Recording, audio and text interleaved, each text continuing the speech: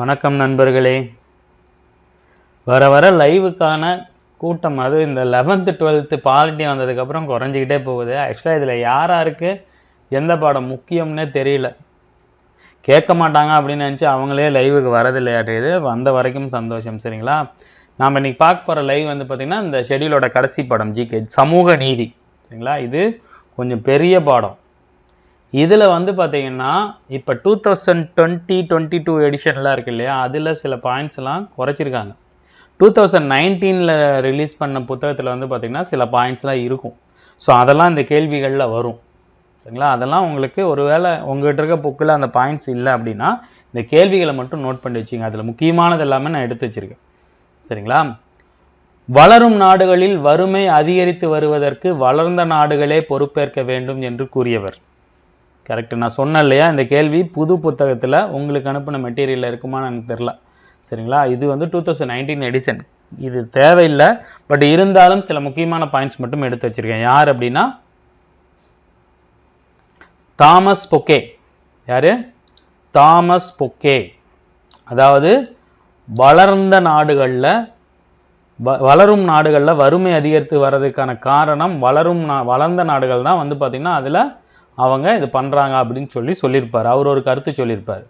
சரிங்களா, ஸோ அடுத்து இன மத மொழி சிறுபான்மையினருக்காக ஐநா பிரகடனம் எப்போது வெளியிடப்பட்டது?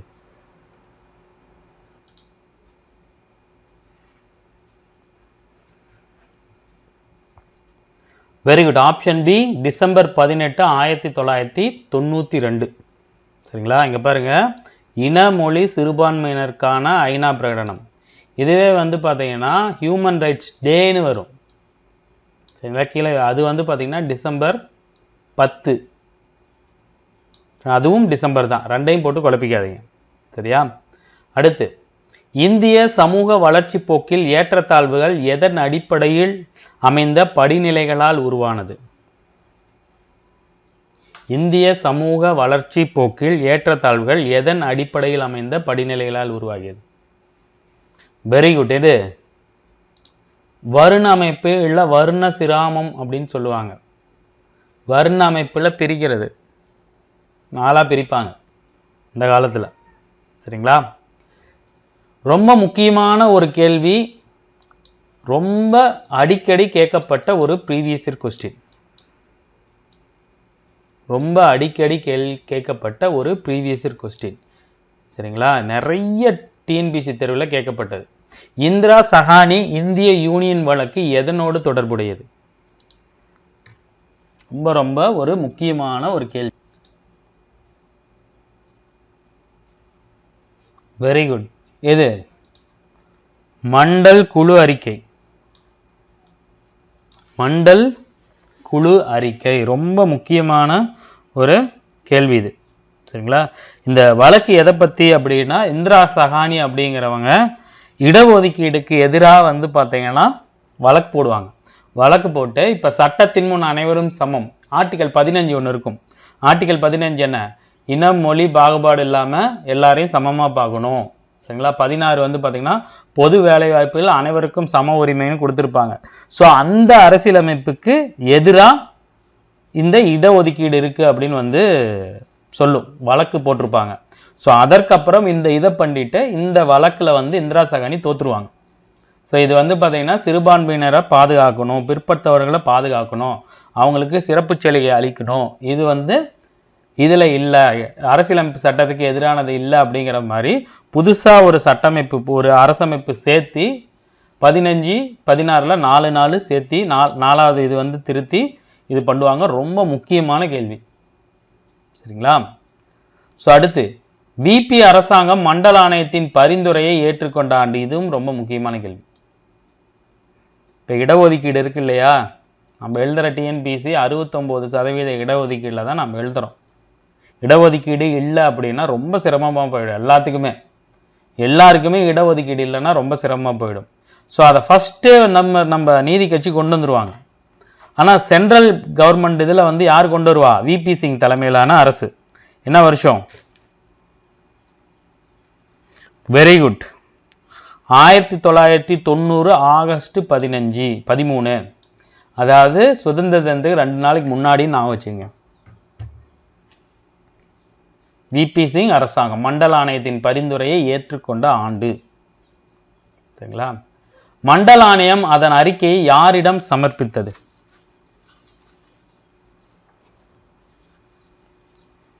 மண்டல ஆணையம் அதன் அறிக்கையை யாரிடம் சமர்ப்பித்தது? யாரிட்ட சமர்ப்பிக்கும் அப்படின்னா அப்ப வெரி குட் ஆறு ஆப்ஷன் சி ஜெயில் சிங். அப்ப உள்துறை அமைச்சராக இருந்த ஜெயில் சிங் அப்படிங்கிறவட்ட சமர்ப்பிச்சிரும். சரிங்களா? ஆனா என்ன ஆகும், 10 வருஷம் அது உள்துறை ஆபீஸ்லயே இருக்கும், உள்துறை அமைச்சரோட ஆபீஸ்லயே இருக்கும். 10 வருஷமா அங்கேயே இருக்கும். அதுக்கப்புறம் 10 வருஷம் கழிச்சு தான் வந்து என்ன பண்ணுவாங்க, அதை அமலுக்கு கொண்டு வருவாங்க. புரியுதுங்களா? இது ஒரு பெரிய டாபிக். சமூக நீதியில மண்டல ஆணையம், காக்கா கலையர்கர் ஆணையம் எத்தனை % இட ஒதுக்கீடை கொண்டு வந்தாங்க, அதுக்கு என்னென்ன பிரச்சனை வந்துச்சு, அதை யார் கொண்டு வந்தாங்க அப்படிங்கிறது இந்த பாடத்துல ரொம்ப தெளிவா கொடுத்துருப்பாங்க. தயவு செய்து படிச்சிங்க. சரிங்களா? அடுத்து, இந்திய சமூக அமைப்பில் உள்ள பாகுபாடுகள் எதன் அடிப்படையில் 4 வர்ண அமைப்பாக பாகுபாடுபடுத்தப்பட்டிருக்கிறது? இந்த 4 வர்ண அமைப்பு பார்த்தோம்ல, அதற்கு காரணமான நூல்கள்ல எதன் அடிப்படையில் அதை காரணமா பிரிக்கிறாங்க? சமஸ்கிருதம் வந்ததுக்கு அப்புறம் தான் இந்த பிரச்சனைலாம் வந்திருக்கும். வெரி குட், வைதீக புராணங்கள். திவ்ய பிரபந்தம் எதை பத்தி பேசுவோம்? திவ்ய பிரபந்தம், தேவாரம், சிவபுராணம் எல்லாம் சைவத்தை பத்தி பேசும், சைவம் வைணவத்தை பத்தி பேசும். ஆனா இந்த வைதீகம், ஆச்சாரம் அனுஷ்டானம் வைதீகம்னு சொல்றாங்கல்ல, இதுதான் வந்து பாத்தீங்கன்னா சமூக அமைப்புல ஜாதி கட்டமைப்பா 4 வர்ணமா பிரிச்சிருப்பாங்க. சரிங்களா? தமிழ்நாட்டுல இது பெருசா பின்பற்றப்படல, ஆனா நார்த்ல அது அதிகமா இருக்கும். வளங்கள் அனைத்துக்கும் அனைவரும் உரிமையாளர்கள் என்ற நிலைமையை உறுதி செய்வதே நீதியை உருவதற்கான ஒரே வழி என்று கூறுவது எந்த கோட்பாடு? வளங்கள் அனைத்திற்கும் அனைவரும் உரிமையாளர்.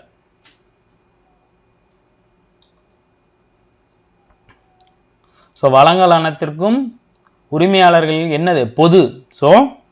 பொது உரிமையாளர் கோட்பாடு, ஆப்ஷன் ஏ. சரிங்களா? அடுத்து, நேர்மையான நீதி என்ற கருத்தியலின் அடிப்படையில் நீதி கோட்பாடை உருவாக்கியவர். ரொம்ப முக்கியம். நேர்மையான நீதி, நீதினா எப்படி இருக்கணும்? நேர்மையா இருக்கணும் அப்படிங்கிற ஒரு கோட்பாடை சொல்லியிருப்பார். யாரு? சாக்ரட்டிஸா? இல்லை. Option D John Rawls. சரிங்களா? இந்த சமூக நீதி பாடத்துல இவரோட பேர் அடிக்கடி இடம்பெற்றுக்கிட்டே இருக்கும், நோட் பண்ணி வச்சுங்க.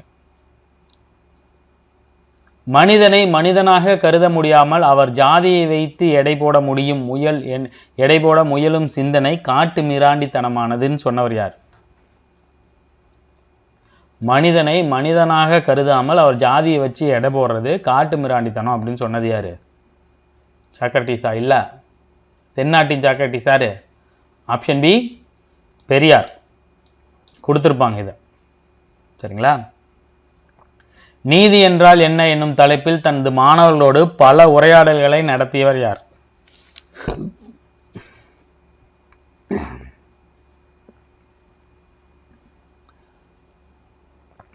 நீதி என்றால் என்ன என்னும் தலைப்பில் தனது மாணவர்களோடு. Very good. யாரு? பிளாட்டோ, கிரேக்க சிந்தனையாளர். பிளாட்டோ, சாக்ரட்டிஸ், அரிஸ்டாட்டில், பிளாட்டோ இவங்கெல்லாம் சமூக நீதி, சமத்துவம் இந்த மாதிரி நிறைய கோட்பாட்டில் வருவாங்க. ஏன்னா இவங்கெல்லாம் இதெல்லாம் முன்னாடியே சொல்லிட்டாங்க. சமூகத்தில் சில நபர்கள் கூட நியாயத்திற்கு எதிராக இருந்தால் அது ஒட்டுமொத்த சமூகத்தையும் எவ்வாறு பாதிக்கும் என்பது பற்றி விளக்குபவர். ஒரு சமூகம் இருக்கு, அதுல ஒரு சிலர் கூட நியாயத்திற்கு எதிராக அநியாயம் பண்ணா அது எல்லா சமூகத்தையும் பாதிக்கும் அப்படிங்கிறத சொன்னது யார்?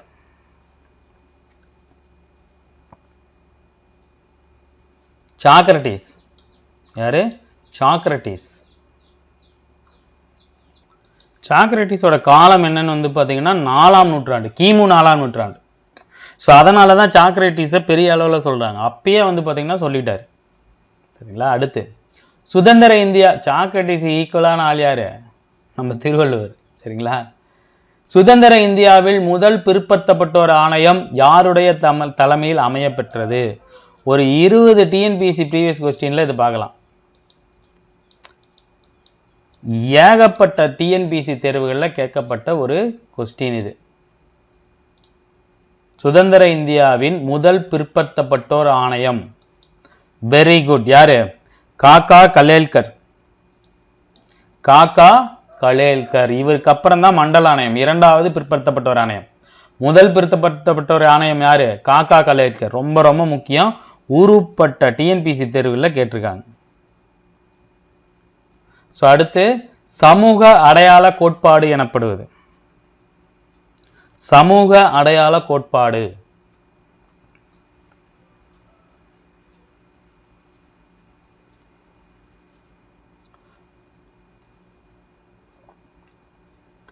ஆப்ஷன் டி பாகுபாடு சமூக அடிப்படை கோட்பாடு.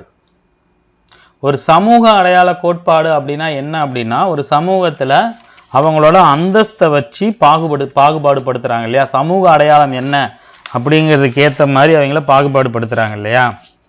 அதாவது எப்படி சொல்றது, ஒரு இடத்துல செல்வம் இருக்கும், இன்னொருத்த செல்வம் இருக்காது.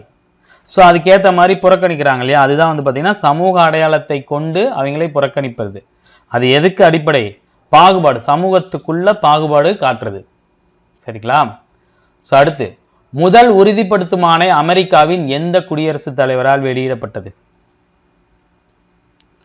முதல் உறுதிப்படுத்தும் ஆணை. Very good. யாரு? John F Kennedy. ஆக்சுவலா ஜான் எஃப் கென்னடி வந்து பாத்தீங்கன்னா ரொம்ப ஒரு புரட்சிகரமான ஒரு அமெரிக்க அதிபர். இவரை சுட்டு கொன்றுவாங்க. சரிங்களா? இவரை சுட்டு கொன்றுவாங்க. அமெரிக்க அதிபரையே சுட்டு கொண்டிருக்காங்கன்னா பாத்தீங்க.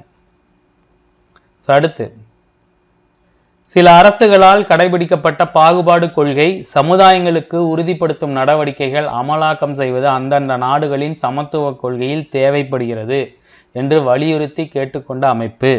இதெல்லாம் மனப்பாடம் பண்ண முடியாது, சும்மா பார்த்து வச்சுங்க. யாரு சொல்லியிருக்கா? ஐநா மனித உரிமைகள் குழு, United Nation Human Rights Commission. சரிங்களா? ஸோ தென்னாப்பிரிக்கா சமூகம் மக்களாட்சிக்கு மாறிய ஆண்டு. மக்களாட்சி அரசாட்சியிலேருந்து மக்களாட்சிக்கு மாறினதுக்கு அப்புறம் யாரு? நெல்சன் மண்டேலாவை கொண்டு வந்திருப்பாங்க. அவரு தான் வந்து பார்த்தீங்கன்னா அதிக நாள் ஜெயிலில் இருந்தவர். அப்போ வந்ததுக்கு அப்புறம் உடனே அவர் பிரசிடென்ட் ஆயிடுவார். பழைய புத்தகத்தில் கொடுத்துருப்பாங்க. Very good. 94 தென்னாப்பிரிக்கா எப்போதான் மக்களாட்சிக்கு மாறி இருக்கு? 94 தான் இருக்கு. 94, 2004, 2014, 2024, 30 வருஷம் தான் முழுசா முடிஞ்சிருக்கு. இப்போ எவ்வளோ நாளாக அவங்க சித்திரவதையை அனுபவிச்சிருக்காங்கன்னு பாருங்க. பின்வரும் எந்த நாட்டில் வாழும் சிறுபான்மை தேசிய இனங்களுக்கு கல்வியில் முன்னுரிமை வழங்குவதை உறுதிப்படுத்தும் நடவடிக்கைகள் அமலில் உள்ளன? சிறுபான்மை தேசிய இனங்களுக்கு கல்வியிலேயே முன்னுரிமை.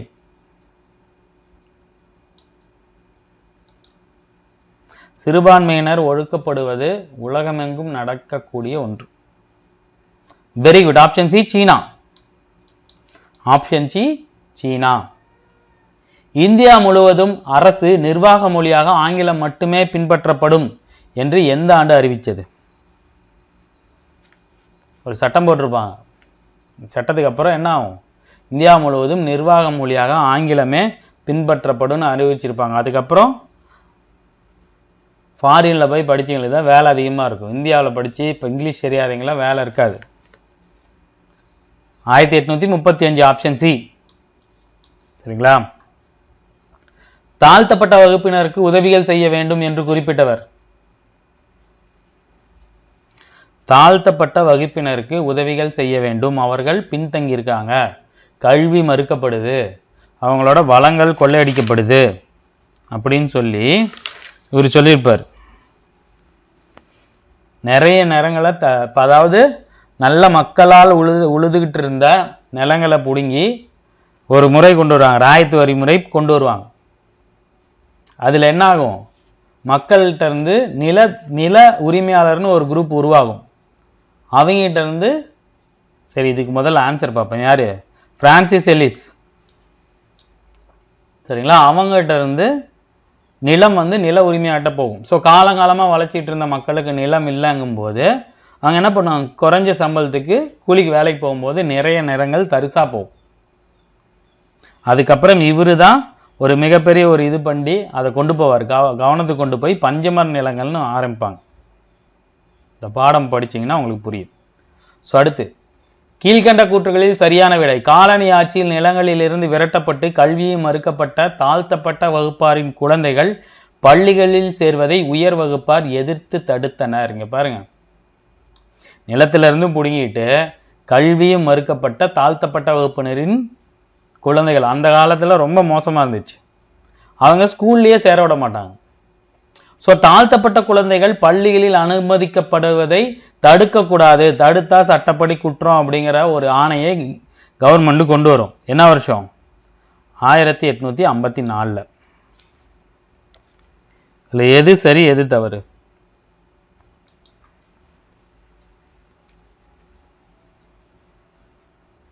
Very good. ஆப்ஷன் 1, 2. ஆனால் சட்டம் போட்டும் அவங்க மாற மாட்டாங்க. காலனியாக்க காலத்தில் தாழ்த்தப்பட்ட மக்கள் குறித்து ஒரு அறிக்கை தாக்கல் செய்த செங்கல்பட்டு மாவட்ட ஆட்சியாளர். தாழ்த்தப்பட்ட மக்களுக்கு நிதி உதவி திட்டங்கள் செய்யணும், ஸோ அவங்களுக்கோசரம் ஒரு அறிக்கையை தயார் பண்ணுவார். யாரு? இவரோட அடிப்படையில் தான் என்ன பண்ணுவாங்க, நிலங்கள் பிரித்து வழங்கப்படும். பஞ்சமர் நிலங்கள்.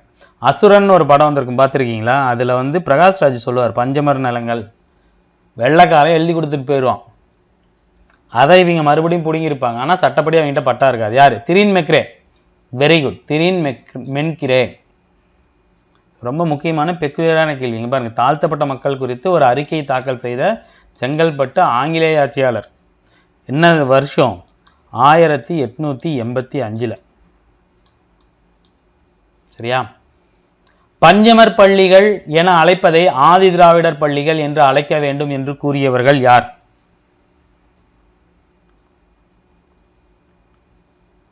கூறியவரா, கூறியவர்களா?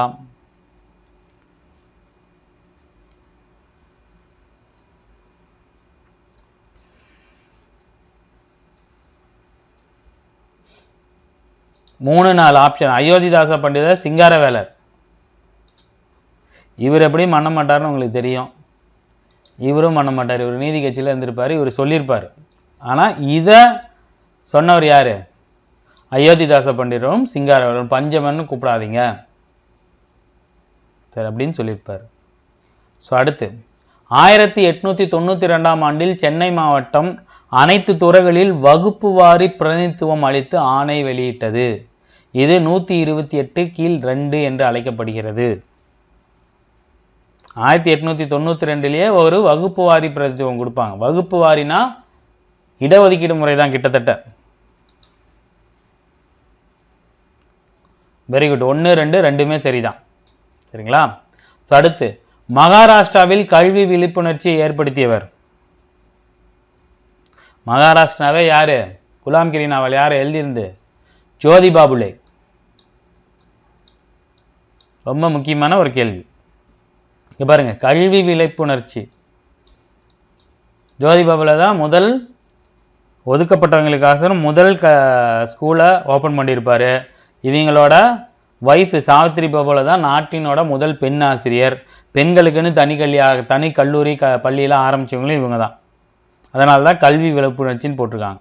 சரிங்களா? அடுத்து, திருவிதாங்கூர் மன்னராட்சியில் பிராமண ஏகபோகத்தை எதிர்த்து உள்ளூர்வாசிகளுக்கு அரசாங்க பணியில் உரிய பிரதிநிதித்துவம் தர வேண்டும் என்று அளிக்கப்பட்ட விண்ணப்பம். திருவிதாங்கூர் மன்னராட்சியில் பிராமணர்கள் ஓவரா ராவடி பண்ணிட்டு இருப்பாங்க, அவங்கள மட்டும்தான் இதில் வச்சிருப்பாங்க. இந்த பாயிண்ட் வந்து பார்த்தீங்கன்னா கரெக்ட். இந்த பாயிண்ட் புத்தகத்தில் இருக்காது, பழைய புத்தகத்தில் இருக்காது, புது எடிஷன் 2019 எடிஷனில் தான் இருக்கும். அதனால தான் இந்த கேள்வி வச்சிருக்கேன். மலையாள விண்ணப்பம், மலையாளிகளின் விண்ணப்பம். சரியா? கோலாலம்பூர் அரசில் 50 விழுக்காடு அரசு பணிகளை பிராமணர் அல்லாதவருக்கு ஒதுக்கும் ஆணையை பிறப்பித்தவர். கோலாலம்பூர்லேயும் இந்த பிரச்சனை இருந்திருக்கு. மலேசியா தலைநகரான கோலாலம்பூர் அரசுல 50 விழுக்காடு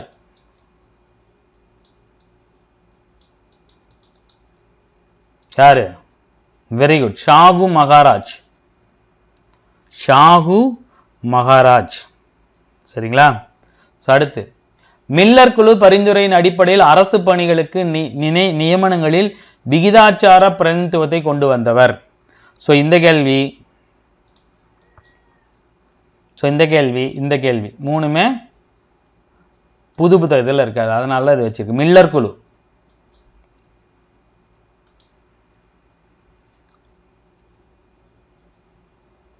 மைசூர் அரசர். சரிங்களா? அடுத்து 1913ஆம் ஆண்டில் யாருடைய தலைமையில் ராயல் ஆணையம் வந்தது? ரொம்ப ரொம்ப முக்கியமான கேள்வி.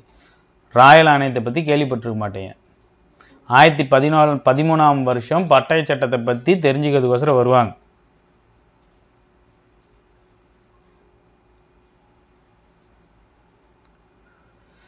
Very good. யாரு? Option C, Alexander Cardew. Alexander Cardew.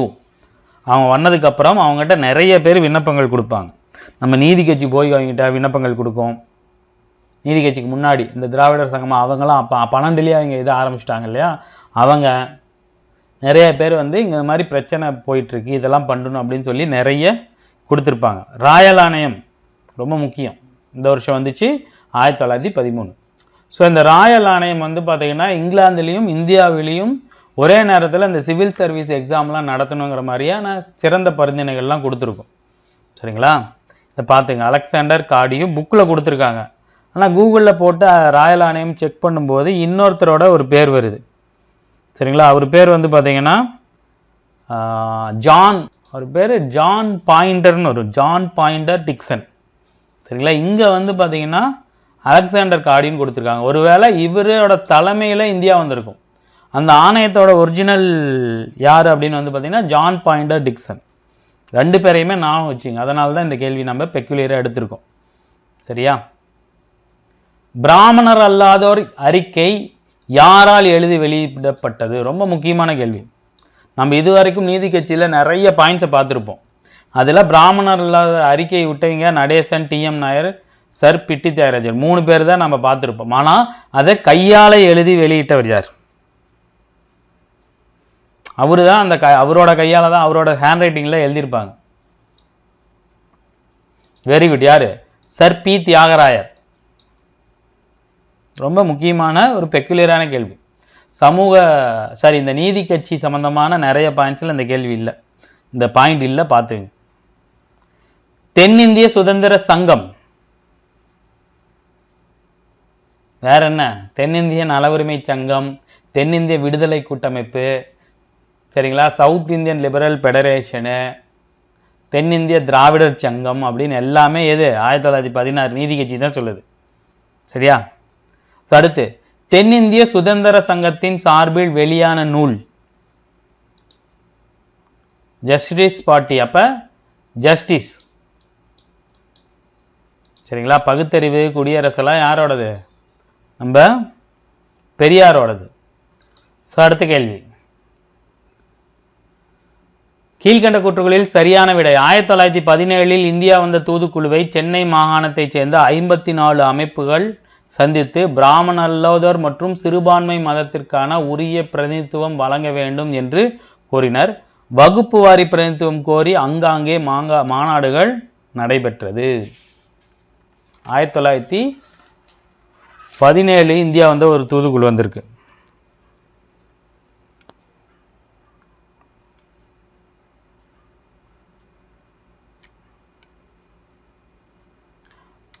ரெண்டுமே சரிதான். எத்தனை அமைப்புகள் சந்திச்சிருக்குது? 54 அமைப்புகள் சந்திச்சிருக்குது. அடுத்து, எல்லா அரசு பணிகளிலும் பிராமணர் அல்லாதவர்களை அவர்களுக்கு குறைந்தபட்ச கல்வி தகுதி இருந்தாலே போதும் என்று கருதி வேலை வாய்ப்பு வழங்க வேண்டும் என்ற புகழ்பெற்ற தீர்மானத்தை கொண்டு வந்தவர். நீதி கட்சியோட ஆட்சியில கொண்டு வந்திருப்பாங்க. பிராமணர் அல்லாதவங்க கொஞ்சமா படிச்சிருந்தாலே போதும் அப்படின்னு சொல்லிட்டு யாரு? இப்போது சட்டமன்ற நீதி கட்சியின் சட்டமன்ற உறுப்பினராக இருந்த முனுசாமி அவர்கள். ரொம்ப முக்கியமான கேள்வி, இதெல்லாம் வரல, இந்த பாடத்தில் தான் இருக்கு. ஸோ அடுத்து, வகுப்பு வாரி பிரதிநிதித்துவ தீர்மானத்தை நாம் நிறைவேற்றினால் நம் எதிர்கால சந்ததி எல்லாம் நம்மை நாட்டுக்கு உரிமை வாங்கி தந்தவர் என்றே கொண்டாடும் என்று குறிப்பிட்டவர். இவர் முனுசாமி என்ன பண்ணுவாரு, இந்த ஒரு தீர்மானத்தை கொண்டு வருவாரு. அதுக்கப்புறம் இதை கொண்டு வந்தாலே போதும், நம்மளை கொண்டாடுன்னு சொன்னவர் யாரு? Very good, RK Shanmugam. சரியா? எங்கள் மக்களுக்கு வேலைகளில் சரியான பிரதிநிதித்துவம் தரப்படாவிட்டால் நாங்கள் வரி கொடுக்க மாட்டோம் என்று பேசியவர்.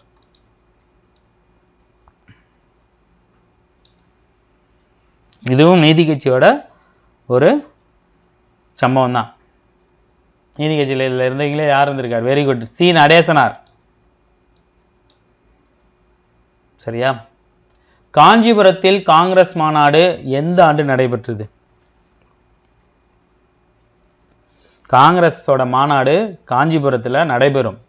இதுக்கப்புறம் இதில் பெரியார் சில விஷயங்கள் சொல்லுவார். கட்சிக்குள்ளேயும் காங்கிரஸ் கட்சிக்குள்ளேயும் வகுப்பாரி பிரதிநிதித்துவம் கொண்டு வரணும், இந்த தீர்மானத்தை கொண்டு வரணும், அந்த தீர்மானத்தை கொண்டு வரணுங்கிறப்ப காங்கிரஸ் பிராமணரோட கட்சியாக ஆதிக்கத்தில் இருந்துச்சு. அப்போ ஒத்துக்க மாட்டாங்க. அப்போதான் அவர் வெளியேறி சுயமரியாதை இயக்கத்தை தொடங்குவார். ஸோ அதற்கு காரணமான மாநாடு காஞ்சிபுரம், வருஷம் 1925. இதுக்கப்புறம் 25 தான் சுயமரியாதை இயக்கத்தையும் தொடங்கியிருப்பார். சரிங்களா? யாருடைய தலைமையில் நீதி கட்சி செயல்பட்ட போது அரசின் எல்லா துறைகளிலும் பணி நியமனங்கள் முறைப்படுத்தப்பட்டு அரசாணையின் மூலம் வகுப்பு வாரி பிரதிநிதித்துவம் நிரந்தரமாக்கப்பட்டது?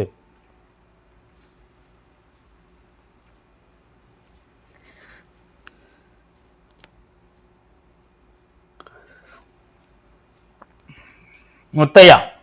Option B, Muthiah. Very good. இது பாருங்க, இதுவும் முக்கியமான ஒரு previous year question.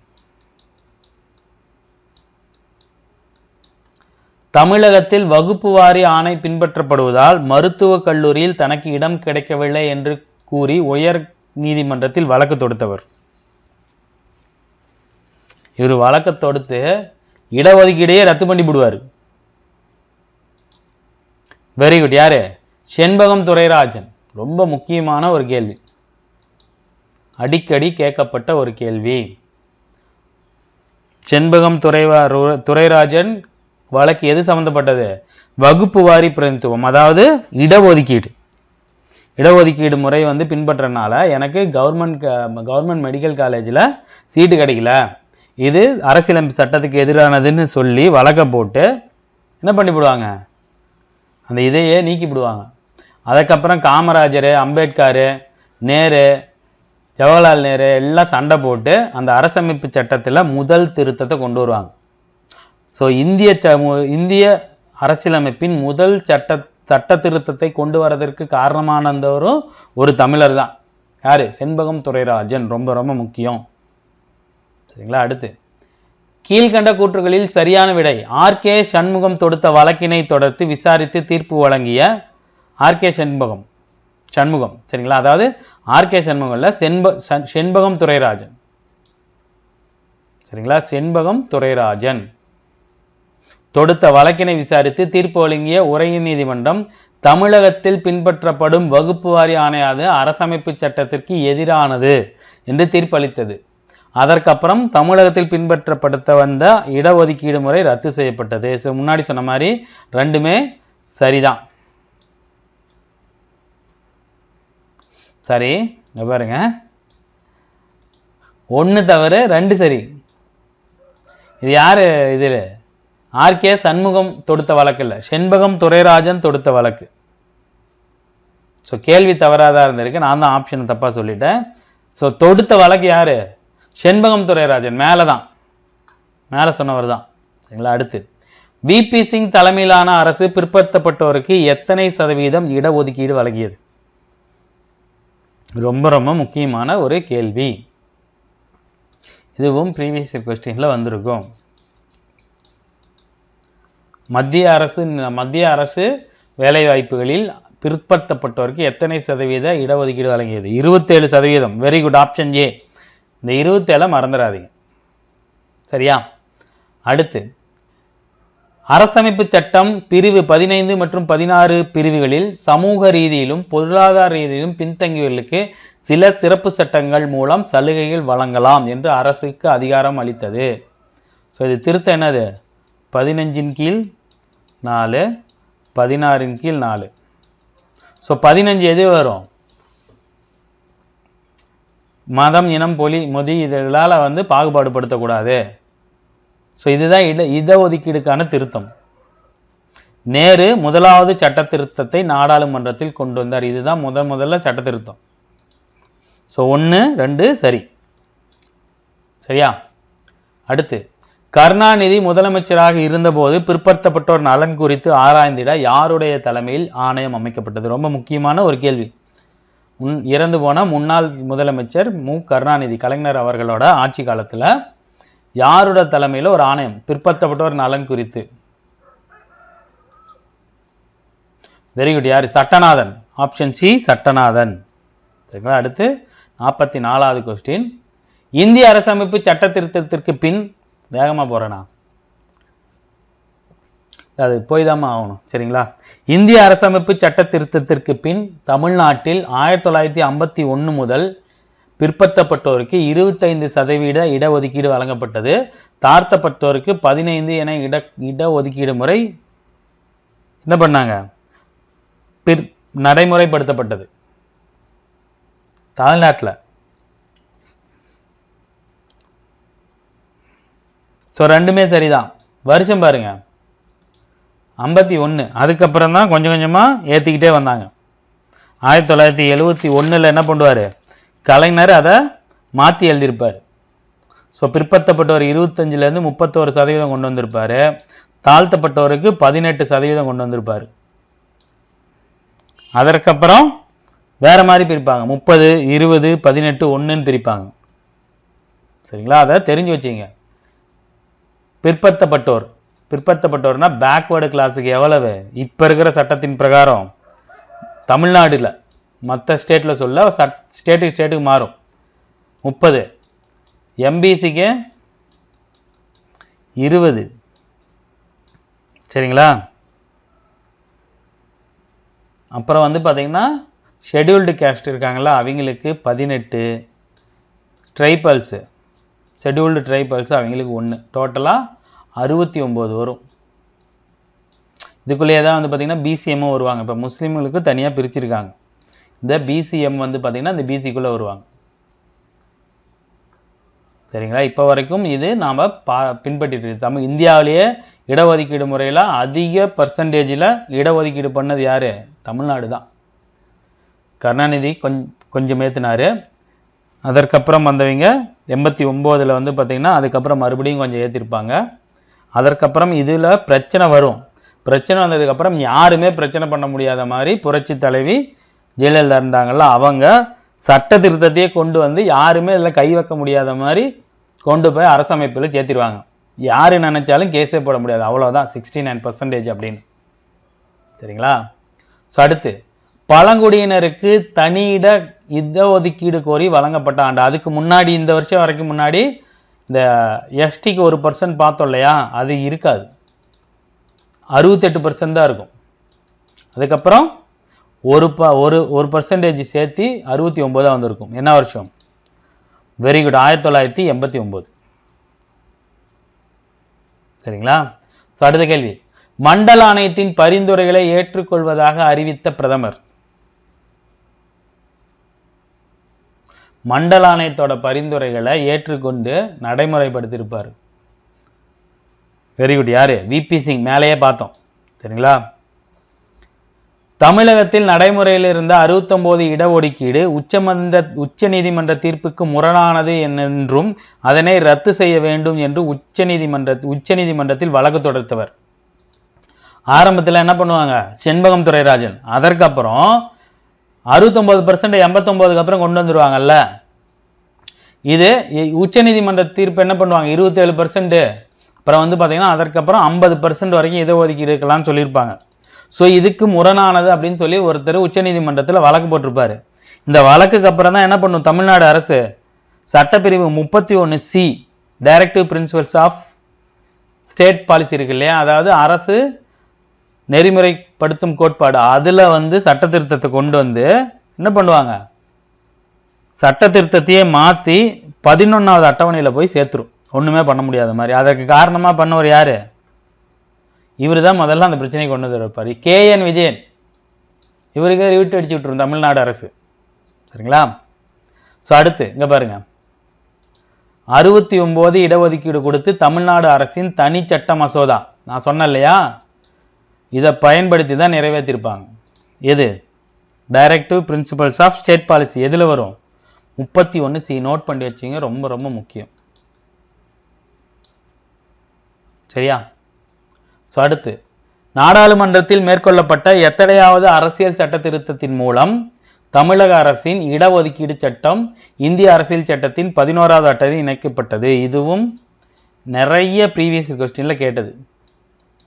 Group 2, group 1, group 4 மூணுலையுமே கேட்டிருக்காங்க இந்த கேள்வி. 76வது சட்ட திருத்தம், 9வது அட்டவணை, சாரி 11 9வது அட்டவணை கொண்டு வந்தது யாரு, ஜெயலலிதா, மறைந்த முன்னாள் முதல்வர் ஜெயலலிதா. ரொம்ப ரொம்ப முக்கியங்க, இந்த 3 கேள்வி ரொம்ப முக்கியம். 76, 9வது அட்டவணை, 31C, வழக்கு போட்டவர் KN விஜயன். எதுக்கு ஆப்போசிட்டா, 69% ஆப்போசிட்டா. இப்ப புரியுதுங்களா அந்த படம் எவ்வளவு முக்கியம்னு. எந்த லைவுமே நம்மளுக்கு வேஸ்டா போகாது. 69 இடஒதுக்கீடு சட்டம் எப்போது முதல் முன் தேதியிட்டு நடைமுறைக்கு வந்தது? சட்டம் போட்டது எப்ப, 94ல தான் திருத்தம் கொண்டு வந்திருப்பாங்க. ஆனா முன் தேதியிட்டு நடைமுறைக்கு வந்ததா கோர்ட் அனௌன்ஸ் பண்ணிடும், சுப்ரீம் கோர்ட். என்ன தேதியிலிருந்து,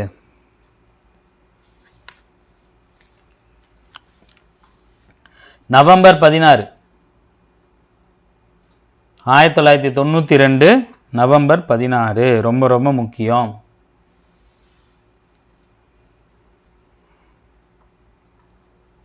அரசுக்கு பரிந்துரைகள் வழங்கவும் பிற்படுத்தப்பட்டோர் ஆணையம் அமைத்திடவும் குடியரசுத் தலைவருக்கு அதிகாரம் வழங்கும் அரசமைப்பு. ரொம்ப ரொம்ப முக்கியம். குடியரசுத் தலைவரோட இந்த அதிகாரங்கள் இருக்கும் இல்லையா, சட்ட அதிகாரங்கள் இருக்கும், அதுல இது கொடுத்திருப்பாங்க. பிற்படுத்தப்பட்டோருக்கு ஒரு ஆணையம் அமைக்க குடியரசுத் தலைவருக்கு அதிகாரம் வழங்கப்படுகிறது அப்படின்னு சொல்லியிருப்பாங்க. அந்த உறுப்பு என்னது? இதுவும் ப்ரீவியஸ் இருக்க ஒரு கொஸ்டின்ல கேட்டது தான். குரூப் 4ஆ குரூப் 2ஆன்னு எனக்கு தெரியல, பார்த்துருக்கானா. Very good. Option A 340, article 340. சரிங்களா? அடுத்து, மண்டல ஆணையத்தை யாருடைய தலைமையில் மத்திய அரசு அமைத்தது? மண்டல ஆணையத்தோட பரிந்துரை கொண்டு வந்தது VP சிங்.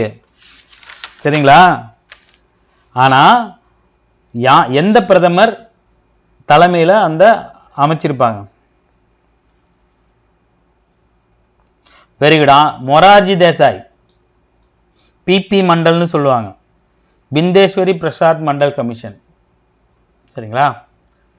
மண்டல ஆணையத்தின் செயலராக செயல்பட்டவர்?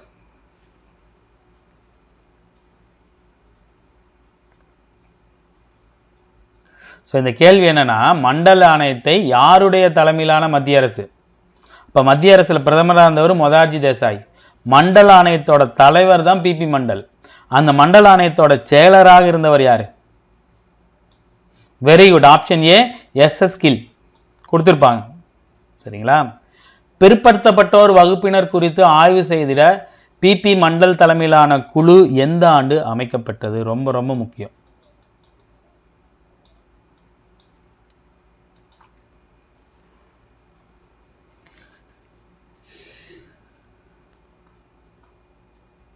Very good. 1979. 1979 ரொம்ப ரொம்ப முக்கியம். 79ல வந்துட்டு என்ன பண்ணுவாங்க, 80ல அறிக்கை கொடுத்துருவாங்க. ஆனா 10 வருஷம் இவங்க பயங்கரமா வேலை செஞ்சு கொடுத்த அந்த இடஒதுக்கீடு 10 வருஷம் உள்துறை அமைச்சரோட டேபிள்லயே இருக்கும், கையெழுத்தே போட மாட்டாங்க. அப்புறம் 10 வருஷம் கழிச்சு 90ல தான் VP சிங் நடைமுறைக்கு கொண்டு வருவார். ஆகஸ்ட் 15க்கு 2 நாளைக்கு முன்னாடி. சரிங்களா? இன மதவு பிரிவினர்களின் குழுக்கள் தங்கள் அடையாளங்களுடன் அதிகார பகிர்வுடன் சகிப்புத்தன்மை உணர்வுடன் வாழ்வதற்கு ஆன சமூக ஏற்பாடு எது?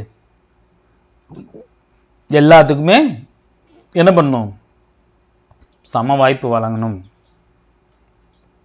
சரியா? அடுத்து கீழ்கண்ட கூற்றுகளில் சரியான விடை. மக்கள் தொகையில் 52% உள்ள பிற்பட்ட வகுப்பப்பட்டாருக்கு மத்திய அரசு பணிகளில் 27% வழங்கிட மண்டல ஆணையம் பரிந்துரைத்தது. இந்த ஆணையத்தின் பரிந்துரையை 13/8/1990 பிரதமர் VP சிங் தலைமையிலான மத்திய அரசு பணிகளில் மட்டும் பிற்படுத்தப்பட்ட வகுப்பாருக்கு 27% இடஒதுக்கீடு வழங்கி ஆணை பிறப்பித்தது.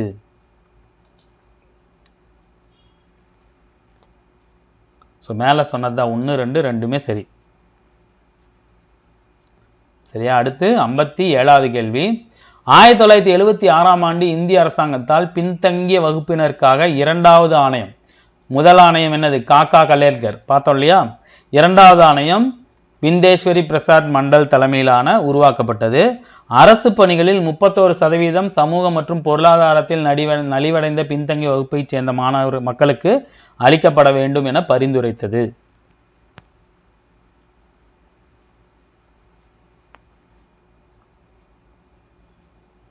Very good. ஆப்ஷன் டி ரெண்டுமே தவறு. எப்ப அமைச்சாங்க? 79. எத்தனை சதவீதம்? 27%.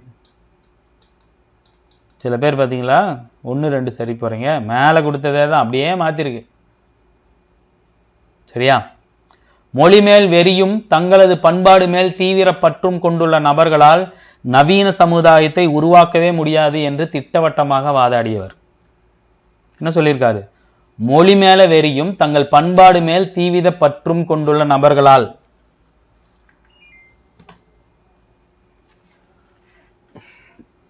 Very good. யாரு?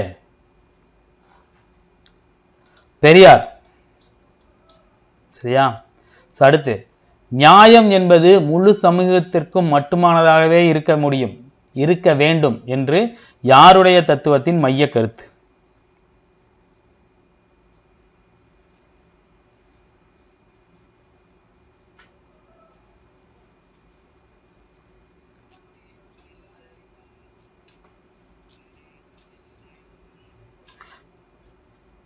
சாக்ரட்டிஸ். யாரு? சாக்ரட்டிஸ். அடுத்து வந்து பாத்தீங்கன்னா 60வது கேள்வி. ராயத்து முறையை ஆய்வு செய்யுமாறு பணிக்கப்பட்ட அன்றைய ஆங்கிலேய அதிகாரி.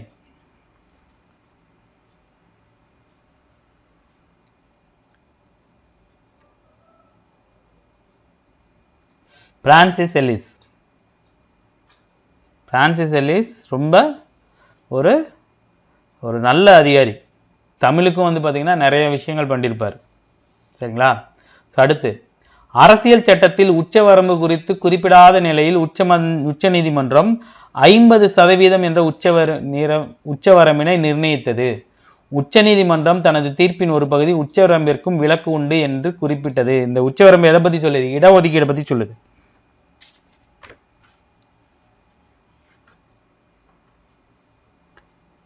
ஸோ இதை பேஸ் பண்ணி தான் நம்ம தமிழ்நாடு 50லேருந்து 69 கொண்டு போயிருக்கோம். ஸோ 1, 2 ரெண்டுமே சரி. இது என்ன சொல்லியிருக்கு? 50%ங்கிறது அவங்க சொன்ன உச்சவரம்பு. அதற்கு விலக்கும் உண்டுன்னு சொல்லியிருக்கு. எல்லா ஸ்டேட்லையுமே 69% இடஒதுக்கீடு இல்லை. சில ஸ்டேட்டில் கம்மியாக இருக்கும், சில ஸ்டேட்டில் அதிகமாக இருக்கும். தமிழ்நாட்டில் தான் அதிகம். சரிங்களா?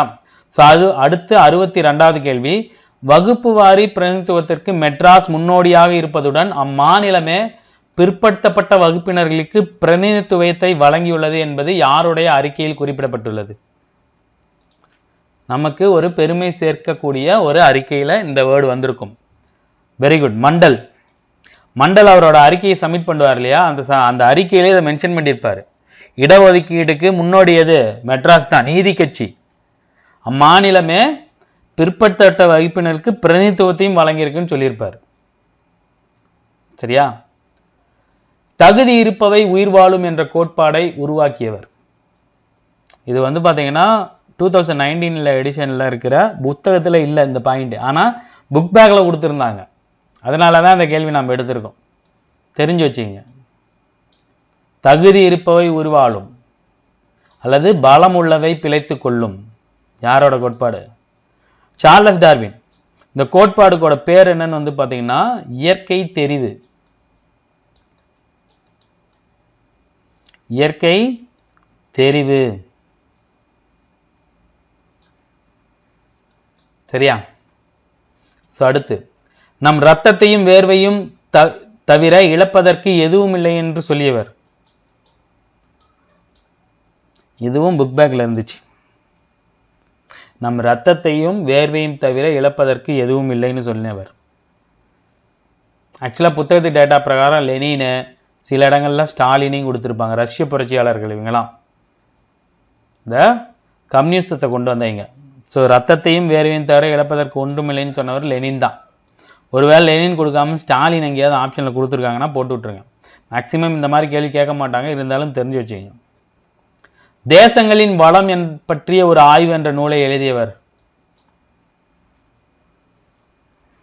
தேசங்களின் வளம், ஆக்சுவலா நாடுகளின் செல்வம், தேசங்களின் வளம் பற்றிய ஒரு ஆய்வு நூல் எல்லாமே ஒரே ஆள் தான். யாரு? Adam Smith. சரிங்களா? அடுத்து கடைசி கேள்வி. தோட்டாக்களால் அல்ல வாக்குச்சீட்டினால் என்று கூறியவர். தோட்டாக்களால் அல்ல வாக்குச்சீட்டினால். கடைசி கேள்வி யாரு? சீனாவோட மார்க்சிய கொள்கையாளர் மா தே ஷிங் சொல்லுவாங்க, மாவோ. சரிங்களா? ரொம்ப முக்கியமான பாடங்க. இந்த இந்திரா சகானி வழக்கு, செண்பகம் துரைராஜன் வழக்கு, KN விஜயன் வழக்கு, சரிங்களா? அதுல கொண்டு வந்த இடஒதுக்கீடு முறை, சமூக நீதியை பத்தி நிறைய பேசியிருக்கு. ஸோ ரொம்ப முக்கியமான ஒரு பாடம் இது. சரிங்களா? தயவு செய்து இதை படிச்சு வச்சுங்க. புத்தகத்தில் இல்லாததும் உங்களுக்கோசம் நான் எடுத்து கொடுத்துருக்கேன். தேங்க்யூ. ஸோ இதே மாதிரி அடுத்த லைவ்ல நம்ம மீட் பண்ணுவோம். தேங்க்யூ.